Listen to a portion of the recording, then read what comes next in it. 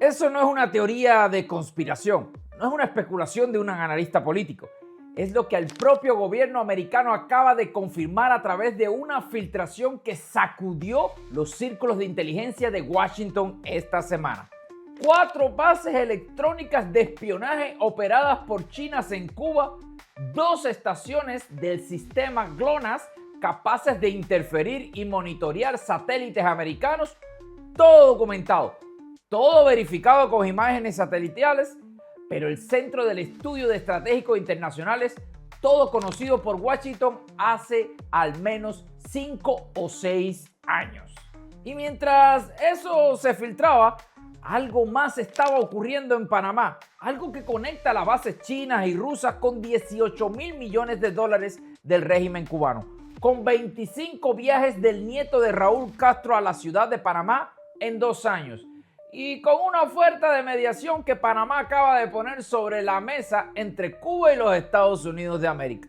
Hay algo en esta historia que ningún medio está conectando, algo que cuando lo veas completo cambiará todo lo que creías saber sobre lo que el régimen cubano está haciendo realmente. Quédense hasta el final de este video, porque la conclusión de este video no es lo que estás pensando ahora mismo en tu cabeza. 4 ubicaciones, 4 instalaciones activas, 4 bases electrónicas de espionaje operadas por chinos en territorio cubano. Sus nombres: Bejucal, El Salao, Huajay y Calabazar. El Centro de Estudios Estratégicos e Internacionales, el CSIS, publicó en julio del 2024 imágenes satelitales que identifican los 4 sitios activos de la inteligencia de señales vinculadas a China en Cuba. Estas imágenes fueron grabadas por la agencia de noticias Reuters en las cercanías del poblado de Bejucal. A lo lejos se observa un domo y unas antenas parabólicas. No se sabe. Sé que es militar eso, pero para ahí no se puede pasar. Arnaldo es residente del área. Ha pasado toda su vida en Bejucal y desconoce en qué consiste la instalación. La agencia de noticias Reuters pudo llegar hasta este punto. No pase. Zona militar.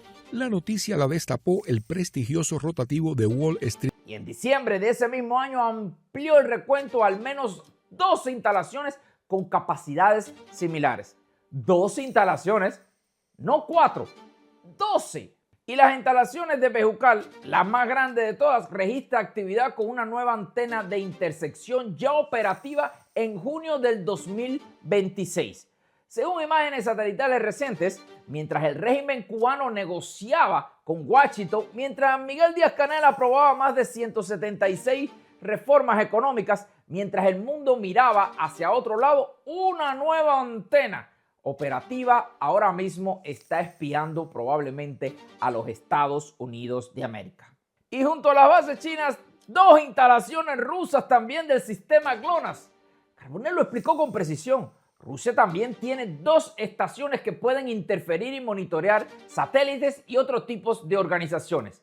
Estas estaciones se llaman GLONASS y Rusia las tiene en Cuba, en Venezuela, bueno, las tenía, no sé si las tendrá todavía, y en Nicaragua, operando actualmente. Cuba, Venezuela y Nicaragua. El triángulo de la influencia rusa en el hemisferio occidental. 3 países, 3 regímenes, una red de inteligencia que monitorea satélites americanos desde el patio trasero de los Estados Unidos de América. Y aquí viene la parte que más debería incomodar a Washington. Carbonell fue específico sobre cuándo Estados Unidos lo supo y dijo: esas operaciones electrónicas de espionaje, que fueron 4 por parte de China a lo largo de la isla, comenzaron a detectarse por los Estados Unidos hace al menos 5 o 6 años. Sí, 5 o 6 años. Esto sitúa el conocimiento oficial en torno del 2019-2020, durante la primera administración de Trump y durante, por supuesto, toda la administración de Biden. Durante años, los Washington sabía y no actuó. Ahora bien, la mayoría de los análisis sobre estas bases concluye lo mismo, que son una amenaza para la seguridad nacional de los Estados Unidos de América, que China y Rusia están espiando desde Cuba, que Washington tiene que responder. Esa conclusión es correcta, pero hay algo que esa conclusión ignora completamente, algo que cambia la naturaleza de toda la discusión. Si sabía desde hace 5 o 6 años y no hizo nada, hay dos posibles explicaciones. La primera es que no tenía la voluntad política para actuar. Y la segunda es que estaba esperando el momento correcto para usar esa información. Y el momento correcto no es cuando descubres las bases. El momento correcto es cuando las bases se convierten en la justificación perfecta para hacer algo que ya tenías planeado hacer por otras razones. Y eso es exactamente lo que está pasando ahora. Y es lo que voy a explicar en la próxima sección, cambiando completamente la forma en que deben interpretar esta filtración. Y ahora voy a aprovechar para decirte algo. Si estás viendo esto y no estás suscrito, este es el momento. Activa la campanita. Por lo que viene ahora conecta las bases chinas con algo que está ocurriendo en Panamá y que nadie está analizando correctamente según mi interpretación. Marco Rubio acusó públicamente a Cuba en abril y en junio del 2026 de seguir albergando inteligencia de China y rusas activas. Next, Secretary of State Marco Rubio says China and Russia have been supplying weapons to Cuba while keeping a significant intelligence presence there. This comes as the U.S. has arrested the sister of a top executive at Cuba's military-run corporation. NTD's Washington correspondent Jack Bradley has the details. Secretary of State Marco Rubio says Cuba has always been a national security threat, and it's getting worse. He points directly to weapons and intelligence support coming from two of America's top adversaries. Here he is from Florida. Cuba not only has weapons that they've acquired. No como una preocupación diplomática, como una amenaza directa a la seguridad nacional de los Estados Unidos de América. Rubio fue más allá de la retórica. Dijo algo que en el contexto de las bases chinas y rusas adquiere una dimensión completamente diferente. Dijo que Cuba es uno de los principales patrocinadores del terrorismo en toda la región y que representa una amenaza para la seguridad nacional americana. Trump lo dijo aún menos ambiguo. En una conversación con CNN, el presidente Donald J. Trump dijo textualmente: Cuba va a caer pronto. En el The Axios Show, cuando le preguntaron si una operación en Cuba podía parecerse a la captura de Maduro en Venezuela, respondió: posiblemente, es posible.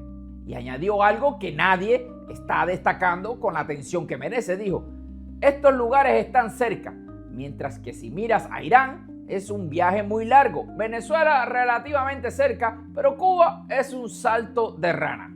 Un salto de rana. Esas tres palabras son la evaluación estratégica más importante que probablemente haya hecho Trump sobre la dictadura cubana. No es una retórica, es geografía militar. Cuba está a 90 millas de la Florida y un salto de rana del territorio norteamericano. Quiere decir que está bastante cerca y que va a ser muy fácil acabar con la dictadura de los Castros. Y ahora pongamos eso en el contexto de las 4 bases chinas que se proyectan hacia el sureste de los Estados Unidos de América. Hacia las bases militares en Florida, Georgia, Carolina del Norte y del Sur. Hacia el centro del comando y controles que coordinan las operaciones americanas en el Atlántico y el Caribe. Un salto de rana, 4 bases de espionaje chinas y 2 estaciones de rusas interfiriendo satelitalmente a esos mismos. Sí, porque el teléfono funciona para las 2 puntas. Estados Unidos está bastante cerca de Cuba y Cuba está bastante cerca de los Estados Unidos de América. Por lo tanto, es algo estratégico para todos los enemigos de los Estados Unidos de América. Eso no es una amenaza abstracta. Es una amenaza operativa y Trump lo sabe y Rubio lo sabe. Y la filtración de esta semana no fue accidental. Carbonell lo dijo claramente. Espero que haya planteado en la conversación que tuvo con Xi Jinping. No hay dudas. Recordarle que Trump fue hace poco y se sentó con Xi Jinping y estoy seguro que hablaron sobre ese tema. Eso no es un detalle menor. Esa es la geopolítica más importante del hemisferio occidental siendo negociado en los niveles más altos posibles. Y mientras esa negociación ocurre, Díaz-Canel está haciendo algo que revela exactamente cuánto miedo tiene. Algo que voy a explicarte ahora en la próxima sección, pero primero necesitan entender lo que dijo sobre el diálogo con Washington, porque lo que dijo y lo que no dijo son igualmente reveladores. En una entrevista concedida al grupo de comunicación Corripio de la República Dominicana, Díaz-Canel confirmó algo que el régimen había estado negando durante meses, que hay un diálogo entre Estados Unidos y Cuba, que hay conversaciones, que hay un canal ya establecido. Dijo textualmente: hay intentos de diálogo y se han establecido en canal, como hemos informado. Un lado, del otro, hay temas puestos sobre la mesa para avanzar. Hay los intentos de un diálogo y se ha establecido un canal como hemos informado. Los procesos estos de diálogo son procesos que son muy serios, llevan una enorme sensibilidad, porque además está en juego la relación bilateral entre dos naciones y entre dos pueblos que se asume con mucha responsabilidad. No se puede... Recordarle que ellos dijeron que jamás, y por supuesto el pueblo cubano le cagó arriba diciendo te sacaron de las conversaciones. Sí, un canal establecido. Esas tres palabras son una admisión que el régimen nunca habría hecho si no estuviera bajo una presión que no pueden ignorar. Pero luego dijo algo que contradice directamente esa apertura del diálogo. Dijo, no podemos ser ingenuos. A la vez que conversamos, nos estamos preparando para ejercer nuestro derecho a la legítima defensa. Ok, analicemos esta contradicción. Por un lado hay un canal de diálogo establecido, por otro lado se están preparando para la guerra. Esas dos posiciones no son compatibles en la práctica. Un régimen que genuinamente quiere negociar no anuncia simultáneamente que se está preparando para combatir. Y luego dijo algo que CNN y varios medios internacionales analizaron con escepticismo inmediato. Dijo que si hay una invasión, el pueblo cubano lo va a defender. Sí, qué locura, ¿verdad? El pueblo cubano, el mismo pueblo que registró 1.311 protestas en mayo del 2026. El mismo pueblo que salió a las calles con fogatas, que nosotros lo impulsamos de para acá, que nosotros lo impulsamos de por acá, la fogata de la libertad, como por ejemplo en El Vedado. El mismo pueblo que lleva 10 meses consecutivos con más de 1.000 expresiones de descontentos al mes, según el Observatorio Cubano de Conflictos. Bueno, ese mismo pueblo que todas las noches está saliendo a protestar, a hacer caceroladas, a quemar la basura, a hacer la fogata de la libertad. Bueno, Díaz-Canel dice a usted que está protestando, dice que lo va a defender. Y el pueblo está quemando con barricadas en las calles en Cuba diariamente. Esa contradicción no es un error de comunicación, es la señal más clara de que el régimen está operando en una realidad paralela que no corresponde a lo que está pasando directamente en las calles cubanas. Y mientras Canel hablaba de diálogo y la defensa simultánea, su viceministra de Relaciones Exteriores, Josefina Vidal, que la conocemos bastante bien, la arquitecta o alguna de las arquitectas del hielo con Obama, porque se encontraba aquí en Canadá, da una entrevista al diario mexicano La Jornada que reveló exactamente cuán poco avanzada está ese diálogo. Y añadió algo que describió perfectamente la dinámica de las negociaciones. Se ha dado el caso en que nos sentamos a conversar y unos días después llega una sanción. Panamá quiere convertirse en el nuevo escenario de un posible acercamiento entre Estados Unidos y Cuba.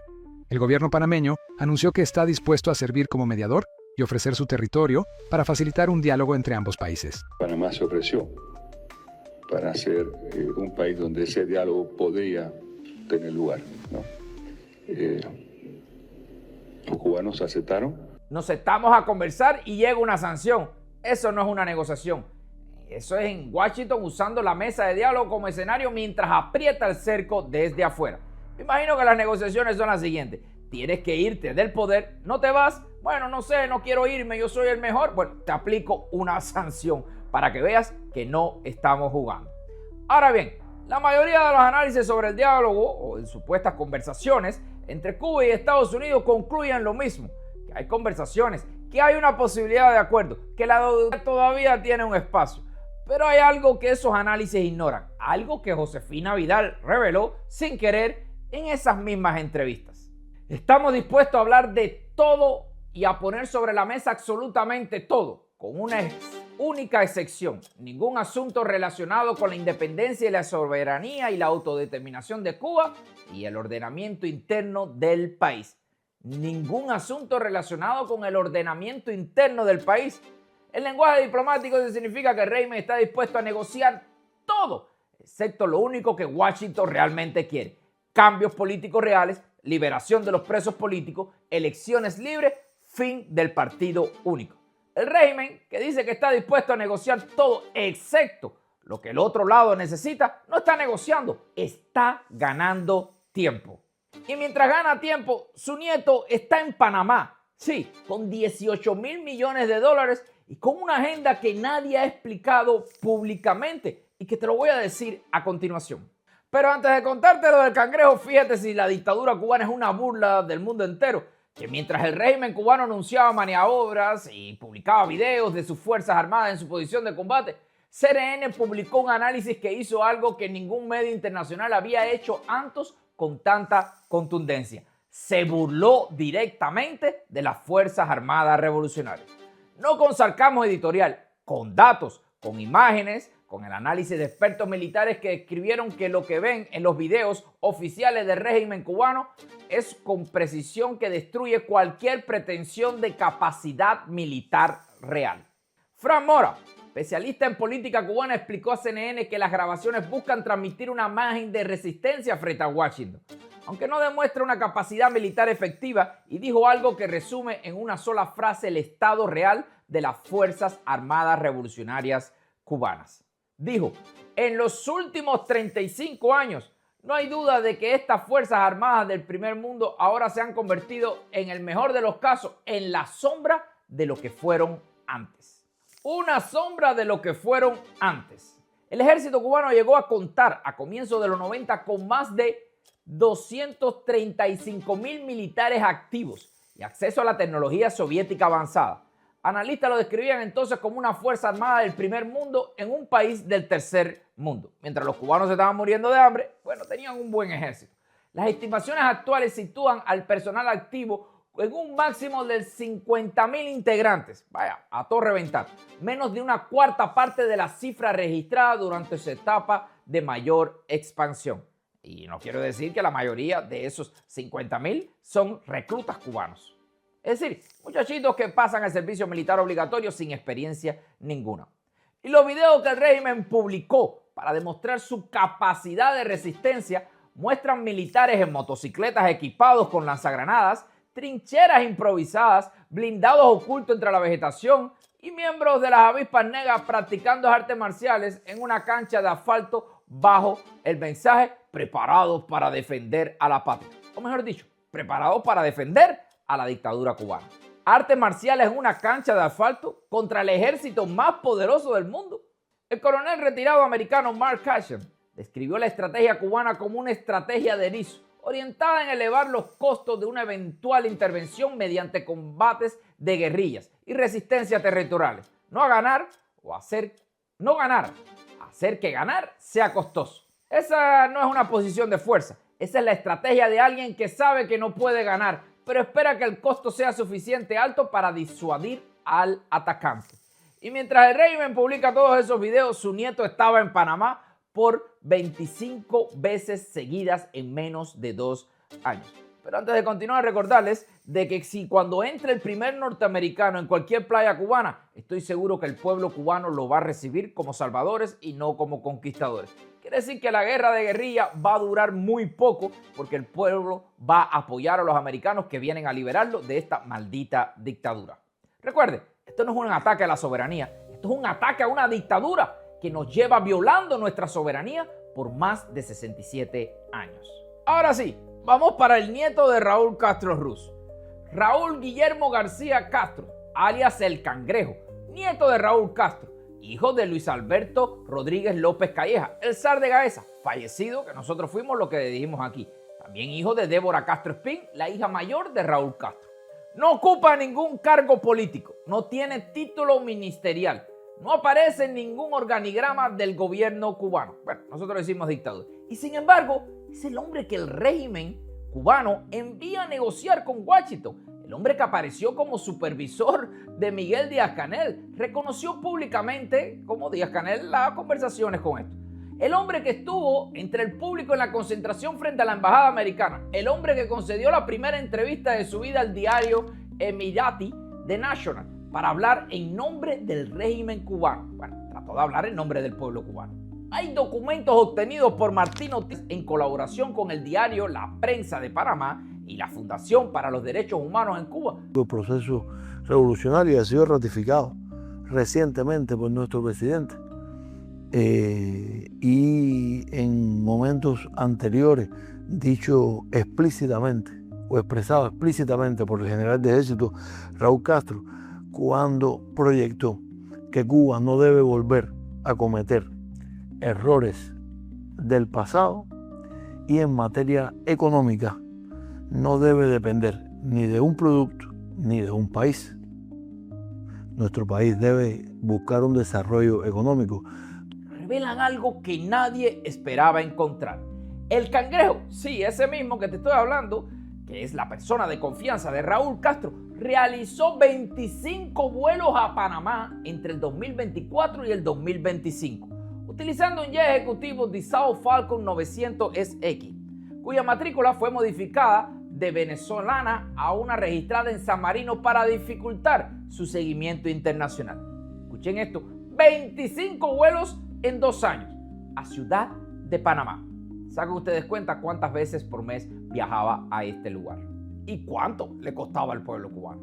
Y los manifiestos de vuelo identifican que quien viajaba con él, Ana Guillermina Lastre Morera, presidenta de Gaesa, del conglomerado militar que controla el turismo, el comercio, las remesas, la banca, la logística portuaria cubana, la misma institución que Washington ha sancionado sistemáticamente y la misma persona que Washington sancionó recientemente. Sí, la presidenta de Gaesa viajando a Panamá con el nieto de Raúl Castro 25 veces. Y aquí viene la pieza que conecta todo.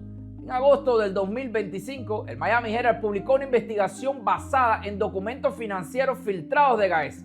La investigación reveló que el conglomerado militar de Cuba, es decir, de la dictadura cubana, tiene más de 14.477 millones de dólares depositados en cuentas bancarias no identificadas hasta marzo del 2024. Ahora mismo son muchos más, se habla de cerca de 18.000. El Consejo Económico y Comercial de Estados Unidos estimó que el total de reservas de Gaesa podría superar los 18.000 millones de dólares. Sí, 18.000 millones de dólares en un país donde el salario promedio es 15, 14 dólares al mes. El país donde el déficit eléctrico supera los 2.000 megavatios. En un país donde las familias no tienen acceso a medicamentos básicos. En un país donde se está yendo a la mierda, literalmente. Ellos tienen escondido esa cantidad de dinero que es del pueblo cubano y que se lo han robado. Empresas registradas en Panamá, de personas cercanas al poder cubano, con 18.000 millones de dólares de cabeza en cuentas no identificadas y 25 viajes del nieto de Raúl Castro en 2 años. Ahora bien, la mayoría de los análisis sobre la oferta de mediación de Panamá concluyen en lo mismo, que es una iniciativa diplomática legítima, que Panamá tiene una posición geográfica e histórica que lo hace un mediador natural, que podría ser el escenario de un acuerdo entre Cuba y Estados Unidos de América. Pero bueno, hay que ver lo que te dije anteriormente, 25 viajes, 18.000 millones de dólares y bueno, esa es la lectura que el régimen cubano quiere que el mundo acepte. Pero hay algo que esa lectura ignora completamente, algo que cuando lo conectas, te dije anteriormente, con los 25 viajes del cangrejo, con los 18.000 millones de dólares, con las empresas registradas en Panamá a nombre de personas cercanas al poder cubano, la imagen que emerge es completamente diferente. Panamá no es solamente un mediador, Panamá es el lugar donde el régimen cubano tiene su dinero, donde tiene sus empresas, donde tiene una estructura financiera y donde el cangrejo ha viajado 25 veces en 2 años. ¿Creen que eso es coincidencia que el país donde el régimen cubano tiene 18.000 millones de dólares sea el mismo país que se ofrece como mediador? ¿O creen que el cangrejo lleva 2 años construyendo exactamente esa mediación? No como un servidor público, sino como una compra. Ahora, para poder entender esto, esta vez no te voy a mostrar un diagrama de vectores. Voy a mostrarte el tablero de ajedrez. Si te gusta el ajedrez, te va a encantar esto. Porque lo que está ocurriendo entre Cuba, Estados Unidos, China, Rusia y Panamá no es una convergencia lineal. Es una partida de ajedrez. Contramovimientos con piezas que se sacrifican para proteger al rey. Por ejemplo, te voy a decir la pieza número 1. El rey negro, Raúl Castro. El rey que no puede moverse. Prófuga de la justicia norteamericana. Imputado por asesinato. Dependiente de lo que todos los demás piezas puedan jugar para protegerlo, si cae o el juego termina. Reina negra, en este caso sería el cangrejo, la pieza más móvil del tablero negro. 25 viajes a Panamá, entrevistas a medios extranjeros, apariciones estratégicas en actos oficiales, negociando con Washington sin cargo oficial, construyendo una red de escape mientras habla de resistencia. Las torres, 4 bases chinas, 2 estaciones rusas. La protección que el régimen pensaba que lo haría intocable. La razón por la que creyó que China y Rusia no lo abandonarían, pero también la justificación perfecta que Washington necesita para actuar. El rey blanco, el rey que ya capturó a Maduro, que atacó instalaciones nucleares en Irán, que dijo que Cuba está a un salto de rana y que tiene más de 9,000 efectivos en el Caribe esperando la orden. El caballo blanco, la pieza que se mueve de forma inesperada, que se ofrece como mediador, que tiene 18,000 millones de dólares cabeza en su sistema financiero, que puede ser el escenario exactamente de un acuerdo entre todo esto. En este caso sería Panamá. El alfil blanco, el pueblo. Esto es lo más importante. La pieza que el régimen cree que controla, que Díaz-Canel dice que lo va a defender, que lleva 10 meses consecutivos con más de 1,000 protestas al mes. La pieza que el régimen obvió que tiene voluntad propia. En el ajedrez, cuando el rey está en jaque, tienes 3 opciones: mover al rey, bloquear el jaque con otra pieza o capturar la pieza que te amenaza. El cangrejo está intentando las 3 simultáneamente, moviendo al rey con los 25 viajes a Panamá, bloqueando el jaque con las bases chinas como escudo o tratando de capturar la pieza amenazante comprando una mediación panameña porque tiene más de 18,000 millones de dólares. Pero hay algo que el cangrejo no puede controlar, que es el pueblo cubano, la pieza que se mueve sola. Cuando empezamos a preparar este video, la pregunta era simple: ¿qué significa la filtración de las bases chinas y rusas en Cuba?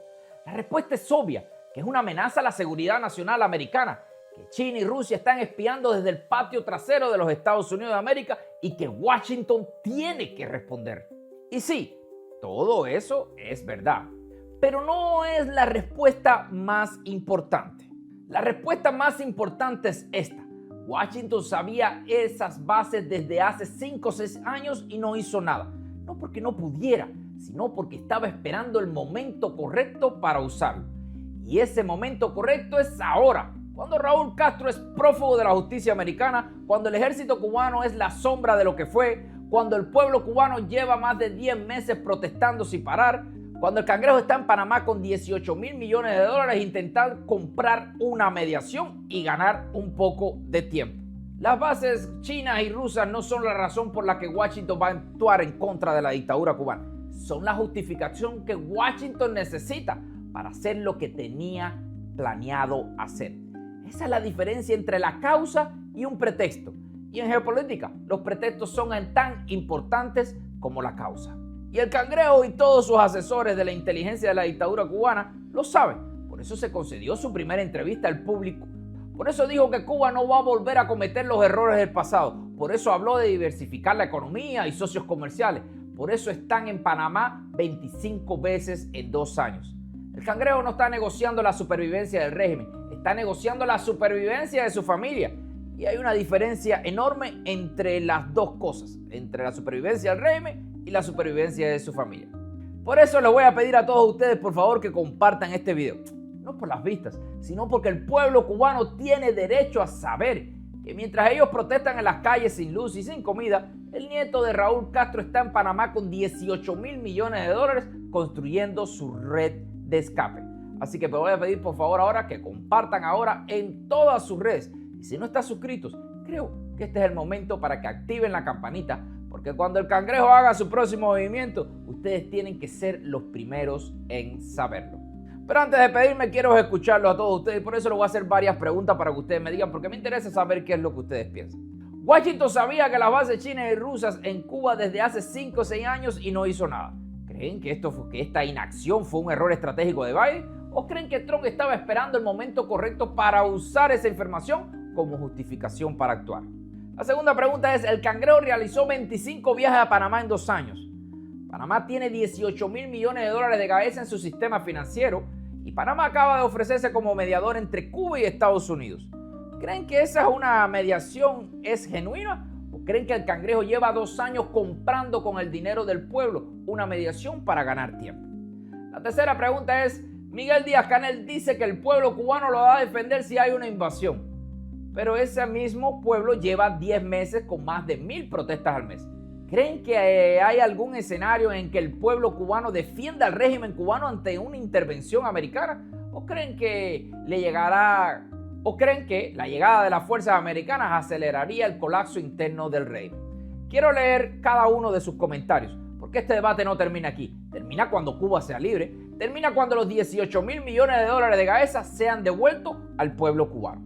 En fin. Mi nombre es Darwin Santana, este es El Mundo de Darwin. Recordarle que te estoy contando el fin de la dictadura de los Castro en tiempo real. Así que si no te has suscrito, por favor, suscríbete ahora mismo, regálame este like y comparta esto para seguir aumentando más en nuestras filas en esta conspiración que estamos haciendo en contra de la dictadura de los Castro. Así que nos vemos en un próximo video. Chao.